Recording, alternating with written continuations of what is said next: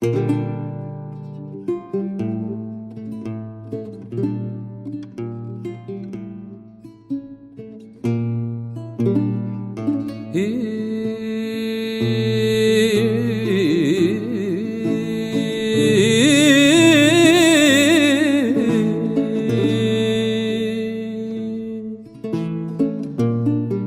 las moriscas.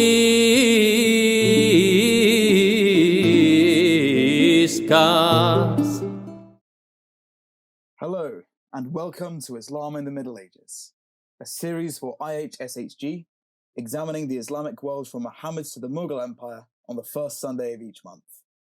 In the last episode, we looked at the Islamic world in the era of Crusades, and how new polities of the 11th century responded to the threat of Christian invasion. We saw the rise of the Seljuks and of the Zangids under Nur ad-Din, and how they were able to take back influence in the region despite impressive early Crusader gains.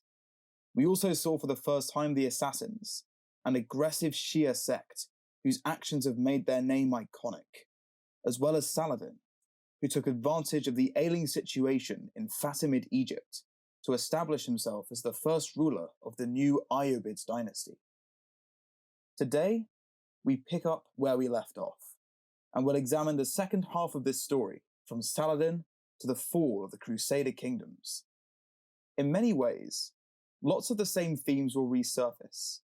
We will see the rapid rise and fall of different dynasties and rulers, power struggles whose action will unfold rapidly and unexpectedly, and the delicate balance of control as lots of different powers fought for ultimate control of the region. It is in this half, however, that lots of significant developments also occur.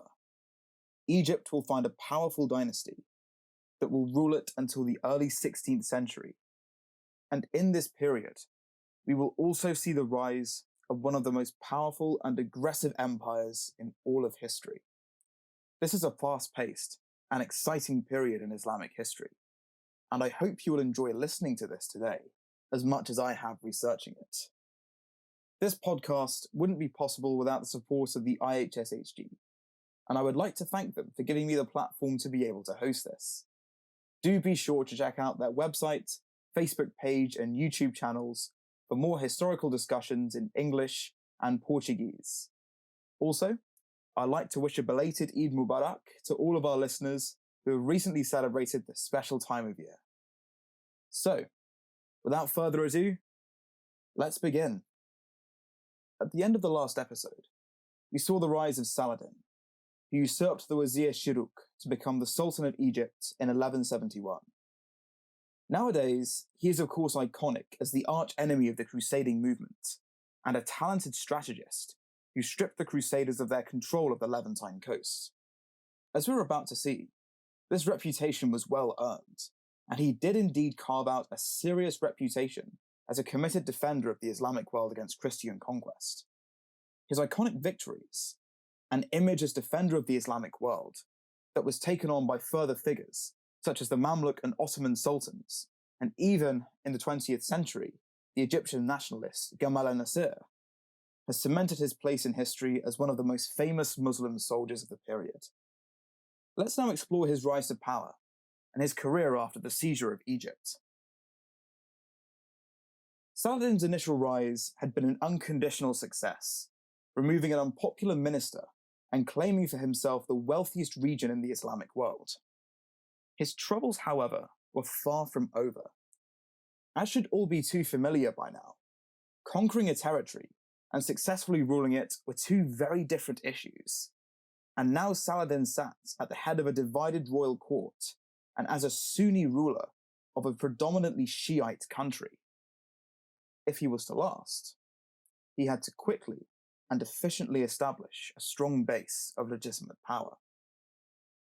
Saladin moved slowly and incrementally, inching public worship and scholarship towards a more Sunni stream of thought and practice, as well as gradually building a network of allies at the former Fatimid court. He also created his own elite regiment, the Askar, that were loyal solely to him to protect against fears of insurrection. he also ran into trouble with the assassins. He felt that his rise to prominence in Egypt would result in the erosion of the only major Shia state in the Islamic world. In 1175, Saladin was attacked by a group of 13 assassins whilst he was on tour in eastern Syria. He retaliated by besieging the castle of Masyaf in 1176, but quickly sued for peace when his advisors warned him that the sect would only respond to direct confrontation by threatening him and his loved ones. He eventually agreed with the master of the order that the two would mutually leave each other alone. Despite these early issues, however, Saladin was able to weather this, and leant on the idea that he would be a natural successor to Nur ad-Din in leading the Islamic resistance to Crusader states. This therefore allows him to slowly, but gradually, get to a point in the 1180s where he was in a stable position to start administering Egypt and driving it in the direction that he wanted. From this, his intentions may seem straightforward, but the truth is that it's hard to pinpoint who exactly Saladin was and the sorts of things that he believed. Sources on Saladin are problematic, as they offer a range of opinions about him that vary from flattering to outright damning. This is compounded by the fact that he is remembered and commemorated in a very distinct light that can make it hard to separate the popular image of him and what he has come to represent from the real figure. The three most prominent writings we have on him come from two of his advisors, al-Isfahani and Ibn Shaddad, and a jaded Iraqi scholar by the name of al-Afir. Isfahani and Shaddad meticulously depicted him as a pious warrior who wanted to defend Islamic lands from Christian rule and forward the cause of his faith, a message that Saladin himself was keen to disseminate. We therefore should be cautious of writers so close to the man himself and how they chose to present him. Afir's testimony isn't much better. He saw Saladin as frankly a brutal despot who wanted to use defensive Islam as a stalking horse to impose his rule over the whole region. It's interesting to see a different perspective like this, but I feel too that this doesn't quite capture Saladin's full range of motives, and is probably more motivated by the fact that al-Afir was a minor ruler within the region, and felt that by Saladin expanding and taking a prominent role in the movement against the Crusaders, he was treading on the toes of smaller, more local rulers. The consensus from many scholars is to therefore take a mixture of all three sources and blend this with a reasonable degree of assumptions about the motives of other rulers in this period to try to unpick Saladin's mind a little better. It's likely, therefore, that he was using the idea of defending Islam to create a strong base of legitimacy and rallying point for the formerly divided court. Although being a former soldier of this angered court, it's likely that on some level he did genuinely believe in the pursuit of jihad and the defense of his homeland. The answer, as always, isn't exactly clear, and the jury's still out on whether Saladin was a genuine committed defender of Islam or a power broker, using this as a stalking horse to expand his own ambitions. Nevertheless, having established himself by 1180, Saladin got to work restoring his new state.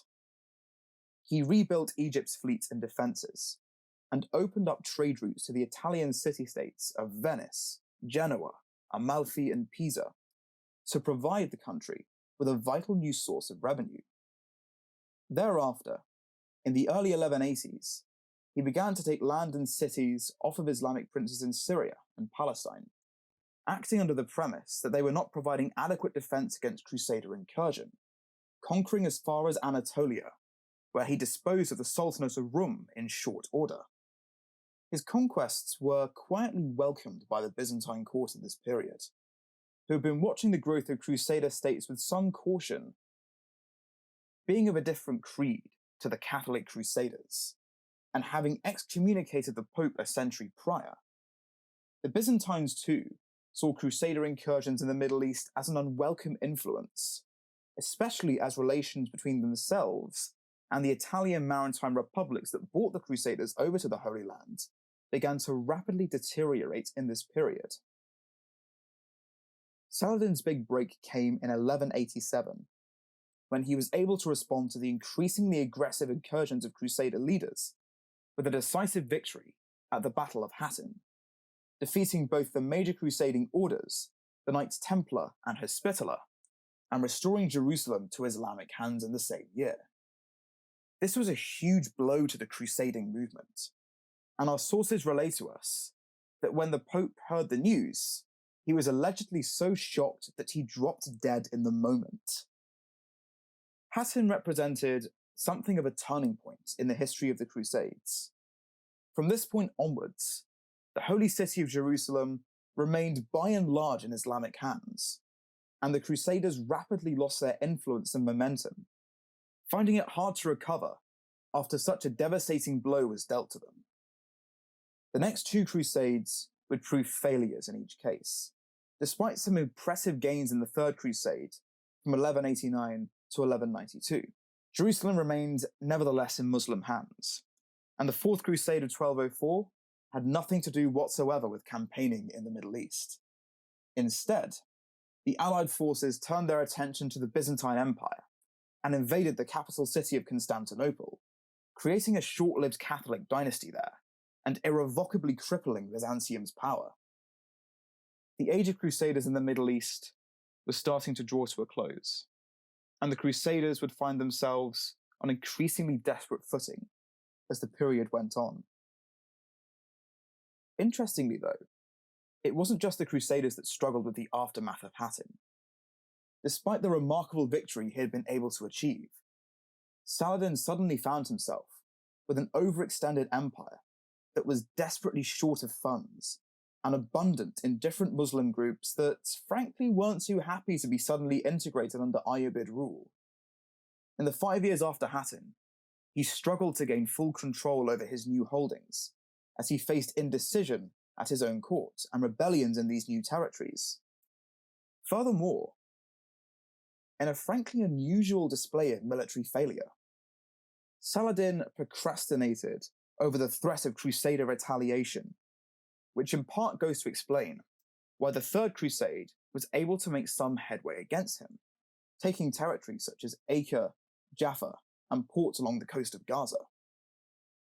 To crown it all, Saladin died in 1193, creating a messy power vacuum at his court that was only filled in 1202 by his brother El-Adil.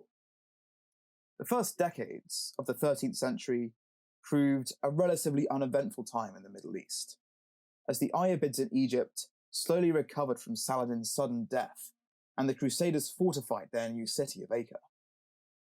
The next major clash between the two was planned in 1217, as a Fifth Crusade was planned to strike at the Ayyubid heartland under the leadership of the formidable German Emperor Frederick II, entering at Damietta, on the easternmost estuary of the Nile. Their intention was to root out the heart of Islamic resistance in its own territory and throw the Muslim world into disarray. The Crusaders set out in 1218, sailing to the port town of Damietta.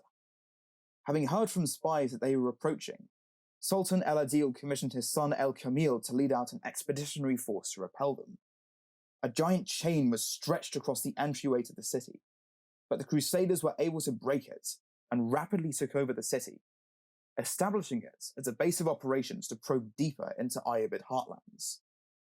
This was made worse by the fact that in 1218, El-Adil died, forcing El-Kamil to assume leadership of the Sultanate in the midst of this attack.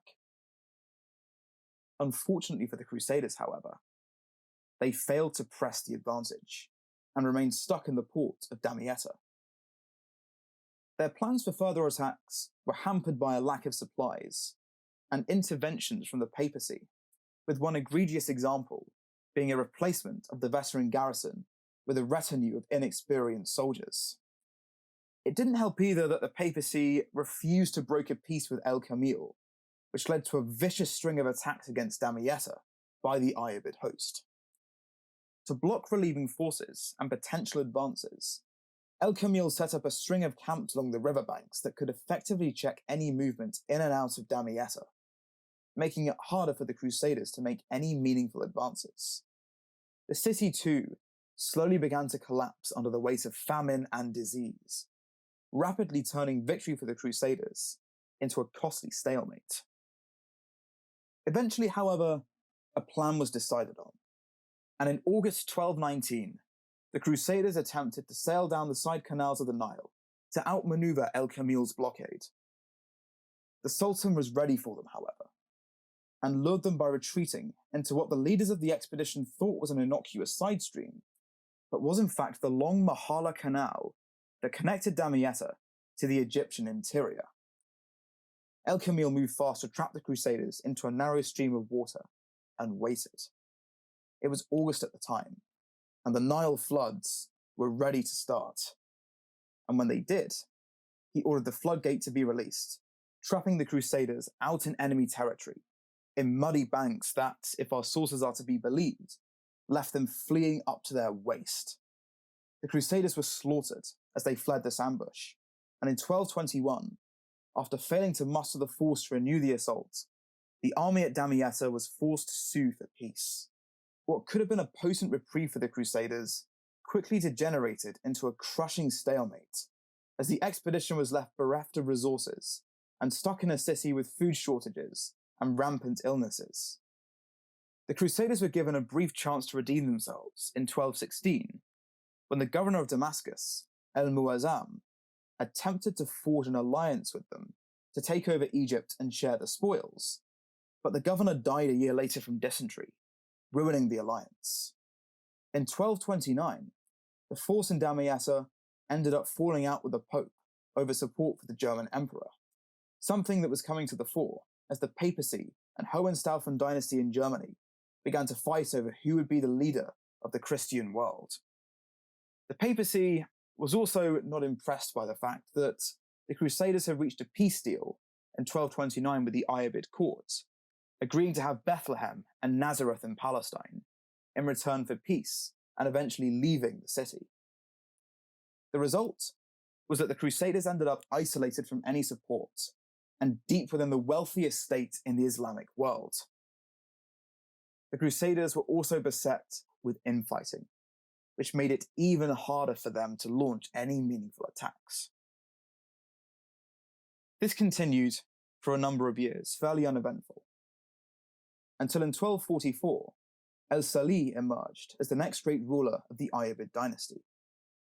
He came to power after a vicious 6-year power struggle, in which time the Crusaders in Damietta were able to stir divisions amongst the Ayyubids in such a way that Syria was able to break off and form its own polity under El-Salih's uncle Ismail.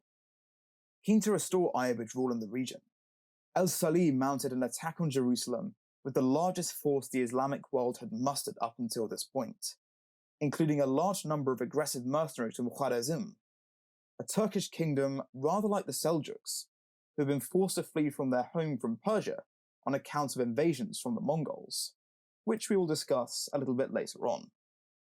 These mercenaries proved especially effective as fighters, and by the time the campaign had concluded, the Crusaders were left with a rump of Acre and a few surrounding castles, as El-Salih was able to aggressively march into Syria to challenge Ismail.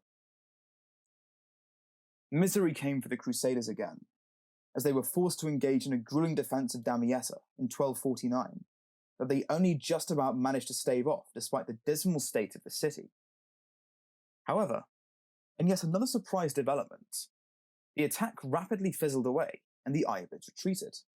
Their commander, Fakhreddin, had just received news of a surprising development in Cairo that forced him to turn on his tail and flee back to respond to this sudden development, hoping perhaps to consolidate his position in the new regime that had emerged. In 1250, the Ayyubid court had been deposed in a military coup by its own elite slave soldiers, known as the Mamluks. The Mamluks were a crack fighting force, recruited from Turkish slaves purchased at port cities in the Black Sea. They were trained from boyhood to be first-rate soldiers and courtiers, and without ties to their families or former communities, they were fiercely loyal to both each other and the Sultan that they fought under. Since the later days of the Fatimids, they had been the cornerstone of the Egyptian army, and after their ascendancy in 1250, they proved an unbeatable force in the region that was only bested in the 16th century by the Ottoman Empire, using artillery and musketry, and even then, the Mamluks were integrated into the Ottoman army as elite cavaliers, such was their skill. The Sultan himself had a retinue of especially elite personal Mamluks who fought for him and him alone, known as the Bahriya, after the Bahr el-Nil, or the Nile River garrison, in which they were stationed. This was already a cause for concern for the fragile Crusader presence in Egypt and Palestine, but this was exacerbated further by a marked change in direction on the part of the Mamluks. Unlike the Ayyubids, who were happy to sometimes negotiate with Crusaders and even forge alliances to advance their own interests, the Mamluks were far less amenable to negotiation with the Crusaders and would prove far more aggressive than their predecessors. This change was rapidly felt when a Mamluk relief force rode out to challenge the Crusaders in Damietta. The Crusaders had already been harried by a giant 16-piece artillery battery, including trebuchets and Greek fire bombs that Fakhreddin had arranged en route back to Cairo.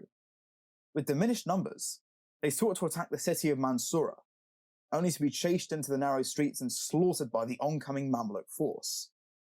The remaining host managed to establish a small bridgehead, which too was overrun in short order, leading to the kidnapping of the French King Louis IX, who was released on the condition of peace until 1260, and the fairly substantial sum of 800,000 golden bezants, the international currency of the period.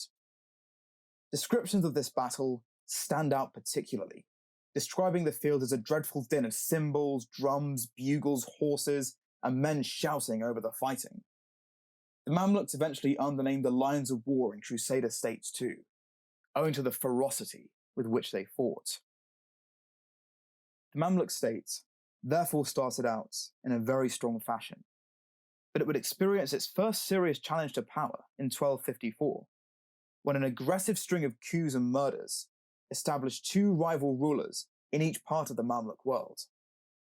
In 1251, shortly after Louis IX was released, the Mamluk commander Akhtay plotted the murder of the then Sultan Turan Shah, appointing a promising young Mamluk by the name of Babars to do the dirty work. Akhtay rode back to Cairo and had Turan Shah's wife, Shajar Adur, executed, only for a rival commander by the name of Qutuz to murder Akhtay and seize power for himself, ruling in the name of Turan Shah's son, the minor El Mansur Ali.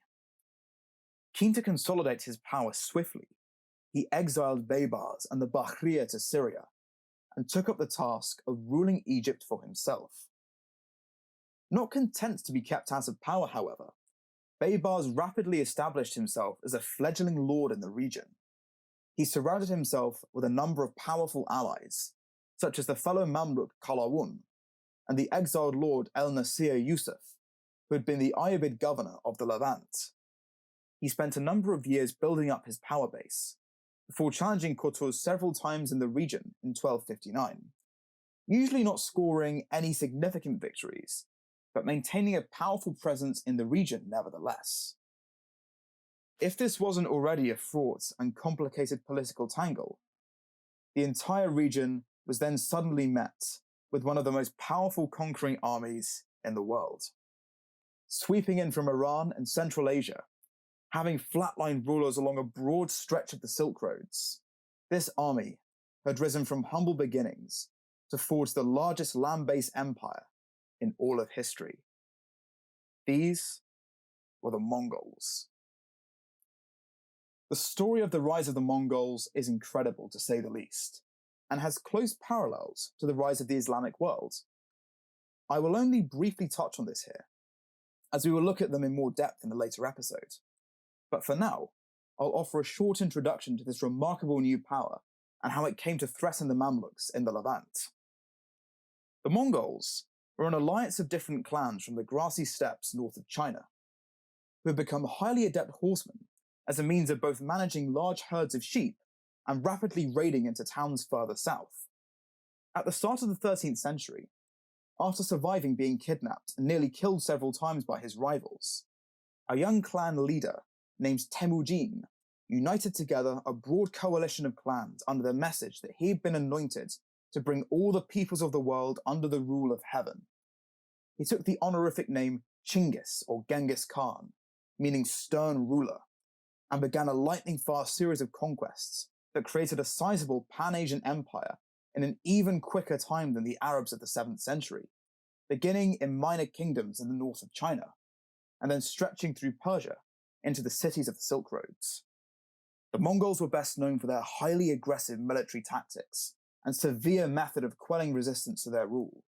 Regarding the former, they would overwhelm their enemies with large numbers of horse-mounted archers, who would move around the enemy rapidly, firing arrows from highly powered reflex bows. Mongol archers could fire remarkably fast, with some estimations believing that they could loose up to 3 arrows a second given the opportunity. They were also very well acquainted with the latest siege weapons, taken from their conquest of the northern Chinese kingdom of Jin. In addition to this, the Mongols' history, as we will see in later episodes, was also one of remarkable cunning and resourcefulness that allowed them to prove highly flexible and adaptive in the face of different military challenges. In the conquest of northern Jin, for example, they got around the fact that the city was highly walled by going into earthworks and diverting the river, starving out the city and allowing them to enter uninterrupted. Although their empire was surprisingly forward-thinking, with initiatives such as widespread education, a formal postal and passport service, and the widespread emancipation of slavery, the Mongols could be surprisingly brutal in the face of resistance. And whilst they were happy to spare cities that surrendered and accepted their rule, they would come crashing down on those that refused in dramatic fashion. One of the most infamous examples of this was in 1257. The final Abbasid Caliph in Baghdad refused to surrender to Mongol rule, and as such, the walled city was laid to waste, and a sizable portion of its population was slaughtered. We even have one source that mentions in gruesome detail the Mongols built a wall of skulls as a warning to any who would try to challenge them further. This brutal attack sent shockwaves further west. For the Islamic world, it was an unmitigated disaster, and the death of the Caliph came as an enormous shock. The Crusaders, however, initially saw this in a more favourable light, believing the Mongols to possibly be from the legendary kingdom of Prester John in India, where it was believed that a Christian king from the fabled land would lead an army to the aid of Christendom before the coming of Christ and the end times.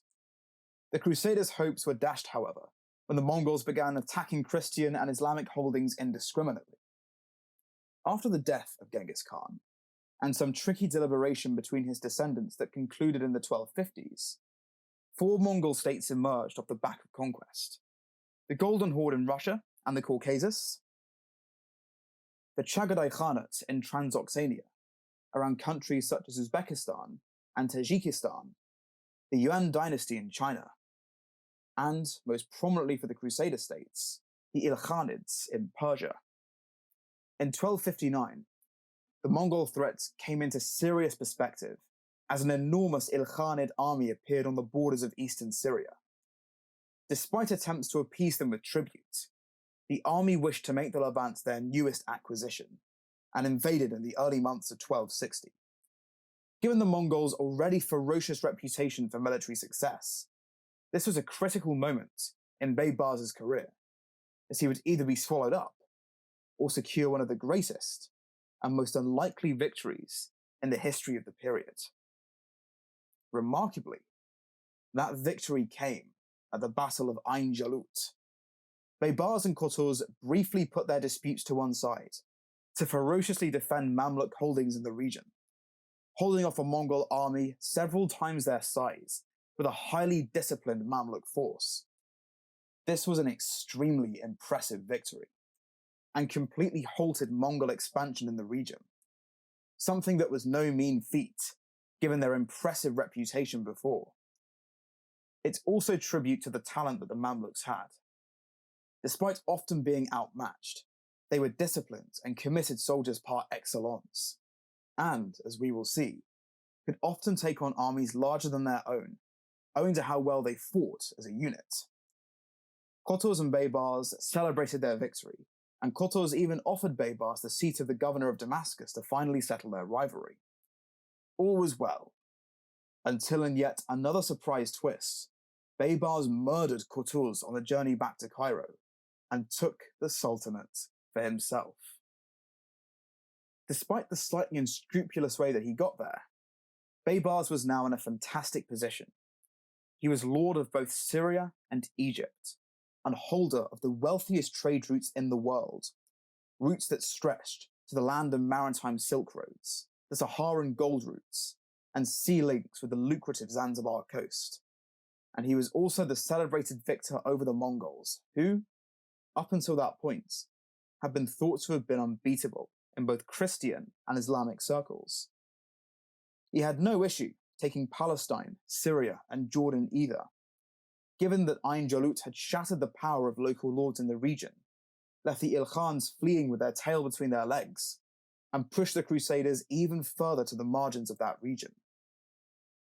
Rather like Saladin at the start of our episode, however, he now had the challenge of legitimizing his rule. He had to prove that he was more than just a military usurper, and could quickly establish a base of power before another aspiring ruler attempted to take his place.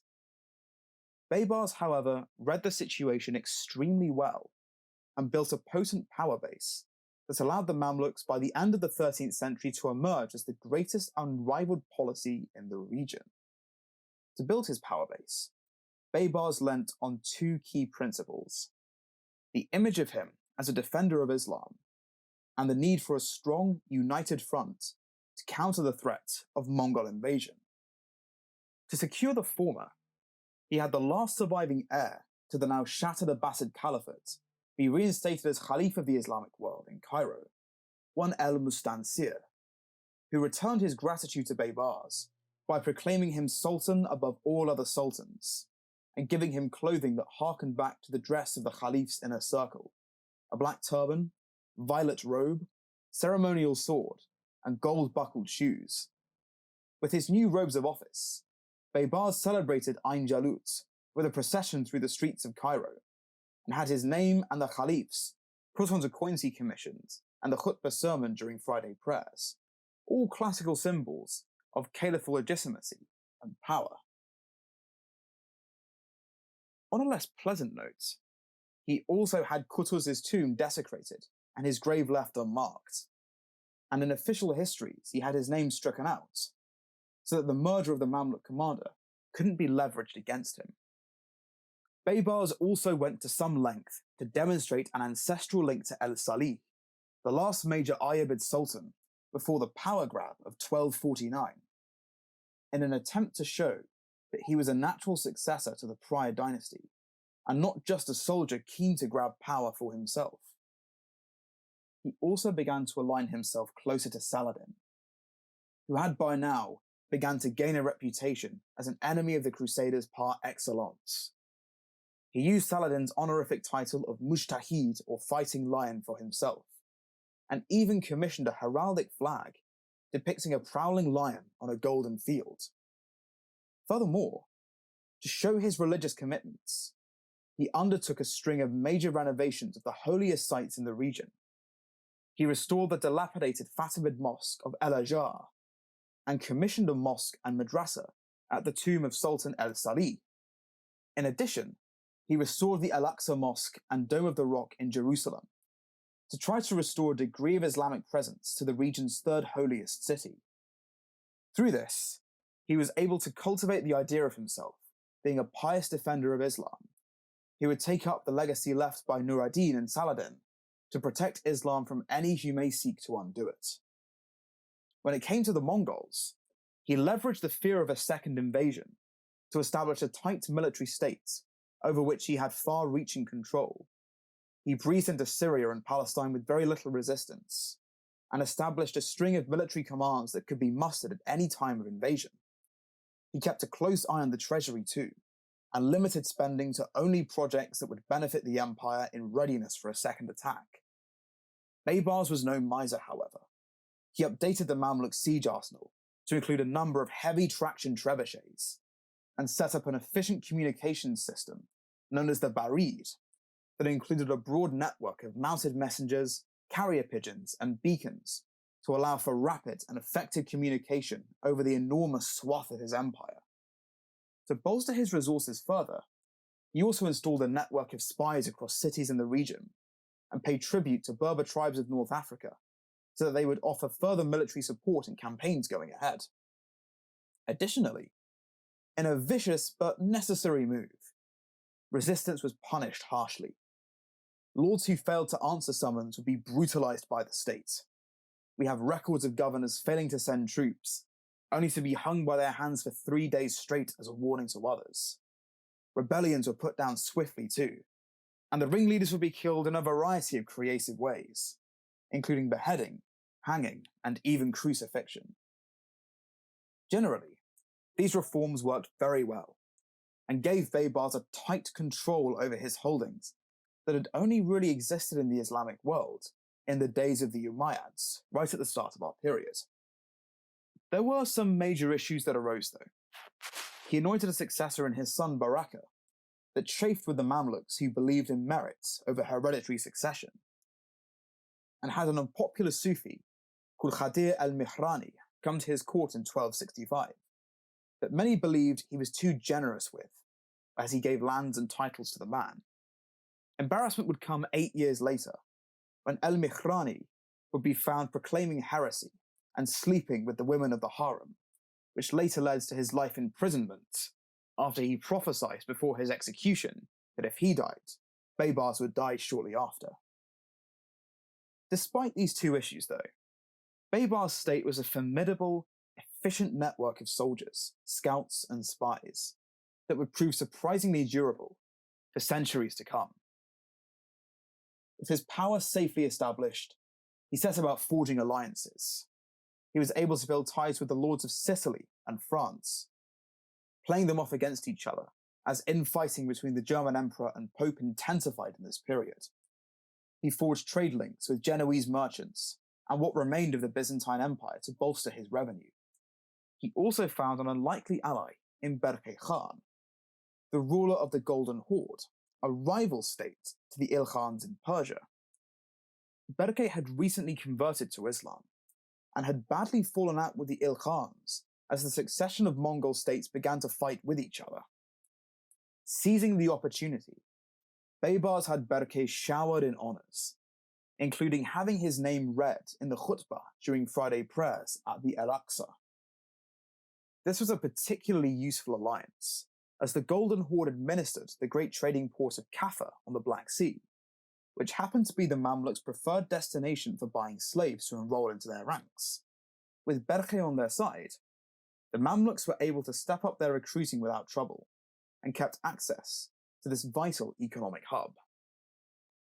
One power that Babars had no intention of allying with, though, were the Crusaders of Acre. As someone whose legitimacy was partly based on the idea of removing Crusader influence from the Levant for good, Babars was keen to destroy Latin Christian holdings in the region, which would cement his position as a staunch defender of the Islamic world.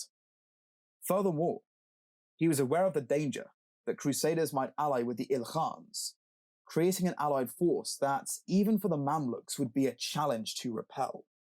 He struck fast, beginning a ruthless conquest of Crusader castles along the Palestinian coast in 1265, justifying his attacks by accusing the Crusaders of allying with the Mongols. His greatest victory was a year later, when he besieged and took over the castle of Safad, a major Crusader stronghold that had held fast since the early 12th century. In 1268, he went one better and took over the city of Antioch, expelling the Knights Hospitaller that were garrisoned there. After a pause in 1269 to take the Hajj to Mecca, he renewed his assaults throughout the 1270s, checking the Mongols in 1272 and even taking over the castle of Masyaf in the same year, putting an end to the threats that the assassin posed and strong-arming the order into working under his direction. By 1277, He cleared out the Mongol presence in western Iraq and Anatolia, and reduced Crusader holdings to a few tiny castles along the coast of Gaza. After his death in 1278, his second-in-command Qalawun took the Sultanate. Qalawun put down a serious rebellion in Syria from 1279 to 81, and defeated the Ilkhans again in Homs, despite being badly outnumbered. He also managed to systematically besiege the remaining rump of Crusader power in the region, that was now badly short on supplies and new recruits, as crusading fever died out in Europe. Each of the remaining fortresses was snuffed out one by one, including Tripoli in 1287, that was besieged when, egregiously enough, the Genoese invited Qalawun to invade, as the Crusader city had stripped them of their commercial hold on the city. Finally, in 1291, the mighty Crusader city of Acre was besieged for good, removing Crusader power in the region once and for all. The Mamluks would go on to rule Egypt for a further 300 years, and from what we've seen of them, it's easy to understand why. The one key takeaway from this period is that whilst it was easy to create a dynasty in this period, holding on to power and establishing yourself as a ruler to the last was much harder, as different powers waxed and waned in the fought environment that was the Middle East in the era of crusading. One needed a claim to legitimacy, the ability to weather off foes no matter how dangerous, and the ability to maintain unity and check breakaway factions. And out of all of the factions in this period, the Mamluks were masters of this par excellence. It's also worth mentioning too, that this period is a lot more nuanced and complicated than it may initially seem. As we've seen over the course of the past two episodes, the Crusades were driven more often than not by complicated power play in the policies that the regions faced, and weren't always as straightforward as the two faiths fighting each other on ideological grounds. The two often interacted with each other for their own interests and gains, as both Christian and Islamic policies vied for dominance in one of the most fraught and fast-paced periods in the history of the Islamic world. And when ideology did come to the fore, it was often to bolster a new dynasty that was seeking to cement itself within the framework of the political landscape. It is here that we end the general narrative on the Crusades, to explore a variety of further topics around the same period in subsequent episodes. And in the next episode, we will take a slight deviation from the main narrative in order to take a deeper look at the assassins and the history of their movements. We will examine the impacts that they had on the medieval Middle East in more depth, and how their name has eventually gone on to become synonymous even into the modern day with their infamous high-profile killings. Thank you very much for listening, and see you in the next episode.